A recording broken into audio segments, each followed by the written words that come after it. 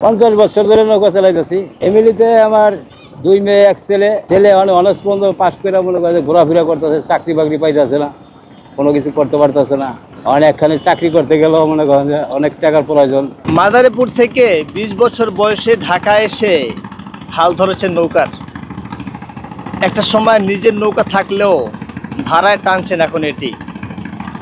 50 বছর যাবৎ নৌকা চালাচ্ছেন এই আব্দুর রব চাচা এই বুড়িগঙ্গা নদীতে। 50 বছরে 3 সন্তানকে মানুষ করছেন, পড়াশোনা শেষ করেছেন নৌকা চালিয়ে। শুনবো তার জীবনের কথা।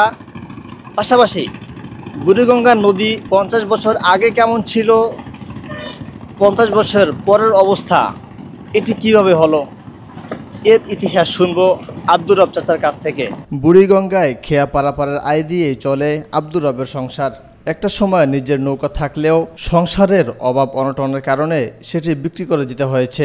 নৌকা চালাই তো পড়ালেখা করেছি, আমার তো আর মনে করি অন্য কোনো ব্যবসা নাই, অন্য কোনো রুজি নাই, কোনো যে এটার উপরেই সব কিছু। নৌকা আমার নিজের ছিল, আমি তো নিজে রাখতে পারিনি, ভাড়া বর্তমানে ভাড়া পাইতেছি। বুড়িগঙ্গা নদীতে নৌ পারাপার সচল থাকলেও মাঝিদের এখন চলছে চরম দুর্দিন। আগের মতো তাদের নৌকায় চড়ে খুব বেশি মানুষ পারাপার হয় না। অন্যান্য মাঝিদের মতো ঘাটে নৌকা নিয়ে লাইনে থাকেন এই আব্দুর রব।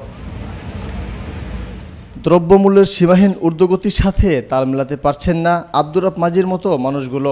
বড্ড টানাপোড়েনে চলছে তাদের সংসার। বিয়ে সাথে দিছি 2 জন, মেয়ে বিয়েটা দিয়ে দিছি। ছেলে মনে করে যে আছে অনেক বেকার অবস্থায়, কাজকর্ম করে না, ঘুরে পরে খাই লয়, পারি না কোনো কিছু করতে। মানে নৌকা চালায় কয় টাকার কাম করি। আমাকে মতন মানুষের তো সম্ভব না যে একটা মানুষের এখন 2 লাখ টাকা 3 লাখ টাকা দেওয়ার মতো।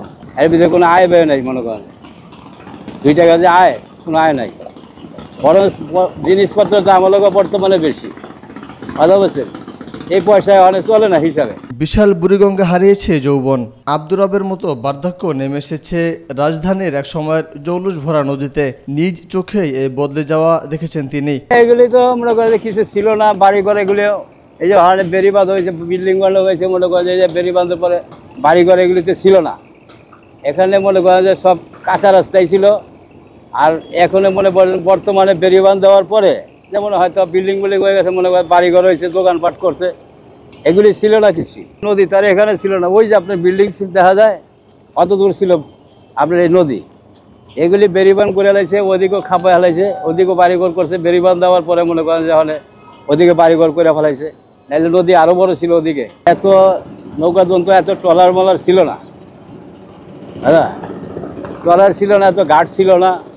ঘাট শুধু আমাকে একটাই আসলো, ওইটা গুদারা ঘাট আসলো একটা, আর মনে করেন বাবুবাজার একটা ঘাট আছে। এখন তো বেড়িবাঁধে বহুত ঘাট হয়ে গেছে, বিশাল ঘাট হয়ে গেছে, বহুত যেন নামেন ওখান ঘাট। নদীতে মাছ মুছ ছিল, সঙ্গে ফালদা উঠছে, মাছ মুছ আসলো বেশি।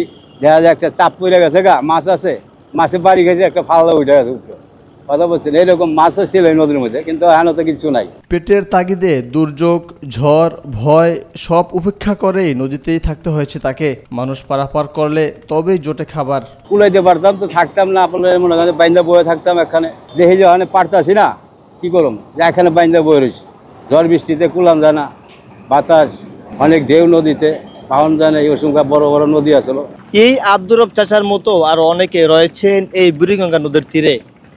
জীবন এবং জীবিকার তাগিদে দিন শেষে রাত্রিযাপন করতে হচ্ছে এই নৌকাতেই। মহিউদ্দিন আহমদ, আজকাল।